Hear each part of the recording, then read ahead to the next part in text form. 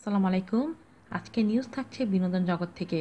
কেন বদলে গেলেন চিত্রনায়ক অনন্ত জলিল, এলেন ইসলামের পথে? জানুন, সত্যি অবাক হবেন। বদলে গেছেন অনন্ত জলিল। নিজেকে টম ক্রুজের সঙ্গে তুলনা করা এ নায়ক বেশভূষায় আচরণে আর আগের মতো নেই। কিন্তু কি করে নিজেকে এমন আমূল বদলালেন ঢাকাই চলচ্চিত্রের এই আলোচিত নায়ক? জানালেন তার ব্যক্তিগত সহকারী কায়সার আহমেদ বাবু।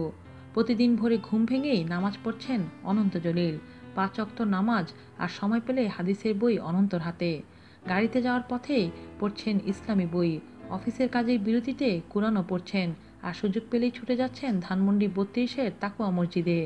এই মসজিদের খতিব মাওলানা উসামার সঙ্গে গত ১ বছর ধরেই সময় দিচ্ছেন অনন্ত জলিল। গত ২৯শে জুলাই থেকে টানা ৩ দিনের জন্য এই মসজিদের তাবলিগে জামাতে অংশ নিচ্ছেন। সামাজিক যোগাযোগ মাধ্যম ফেসবুকে ইসলামী পোশাকে প্রোফাইল পিকচার পরিবর্তন করেছেন তিনি। প্রকাশ করেছেন মসজিদের ভিতর তার নানা কর্মকাণ্ড। গত ২৯শে জুলাই তিনি তাকওয়া মসজিদে শিশুদের সঙ্গে সময় কাটান। দুপুরের খাবার থেকে শুরু করে রাতের আহারও সারেন শিশুদের সঙ্গেই। এমন একটি ভিডিও প্রকাশ পেয়েছে তার ভেরিফাইড ফেসবুক পেজে। কিন্তু কেন এই পরিবর্তন? অনন্ত জলিলের ব্যক্তিগত সহকারী কায়সার আহমেদ বাবু বললেন, বিগত ১.৫ বছর ধরেই ওনার মধ্যে এই ধরনের চেষ্টা দেখছি আমরা। মূলত গত ৬ মাস ধরেই তার মধ্যে আমরা ব্যাপক পরিবর্তন লক্ষ্য করছি। মূলত হজ থেকে ফেরার পরই তিনি এখন যেটা করছেন তা হলো ব্যবসার পাশাপাশি মানুষকে ইসলামের দাওয়াত দেওয়া, মানুষকে উদ্বুদ্ধ করা। এখন তিনি ধানমন্ডির তাকওয়া মসজিদের ইমামের তত্ত্বাবধানে আছেন। সর্বশেষ গত ৩ দিনেও তিনি তাবলিগে ছিলেন।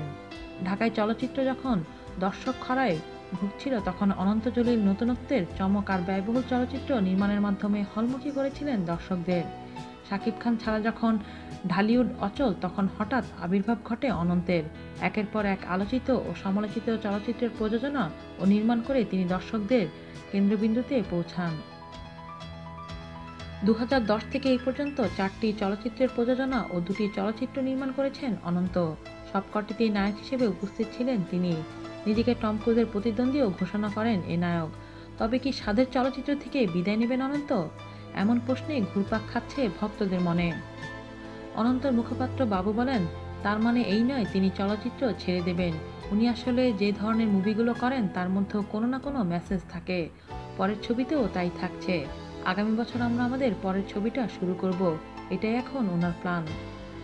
তার প্রতিজ্ঞা ব্যবসায়ী হিসেবে, চিত্রনায়ক হিসেবে তার যে দেশীয় ও আন্তর্জাতিক খ্যাতি তা দিয়ে তিনি ইসলাম প্রচারে ও সামাজিক কর্মকাণ্ডে মানুষের জন্য ভূমিকা রাখবেন, যোগ করেন বাবু। তিনি জানান কিছুদিনের মধ্যেই ৭ দিনের জন্য ইসলামের দাওয়াত নিয়ে দেশ ঘুরবেন অনন্ত জলিল। তবে দিনক্ষণ এখনও ঠিক হয়নি। পেশাগত জীবনে গার্মেন্টস ব্যবসায়ী অনন্ত জলিল সামাজিক কর্মকাণ্ডের অংশ হিসেবে এ পর্যন্ত ৩টি এতিমখানা নির্মাণ করেছেন। মিরপুর ১০-এ বায়তুল আমান হাউজিং ও সাভার মধুমতি টাউন হলে আছে এতিমখানাগুলো। এছাড়াও সাভারের হেমায়েতপুরে ধল্লা গ্রামে ২৮.৫ বিঘার উপর একটি বৃদ্ধাশ্রম নির্মাণের কাজ শুরু করেছেন অনন্ত জলিল। তিনি ঢাকার হেমায়েতপুরে অবস্থিত বায়তুশ শাহ জামে মসজিদে নির্মাণ কাজেও অবদান রাখেন। আজ এ পর্যন্তই। আল্লাহ হাফেজ।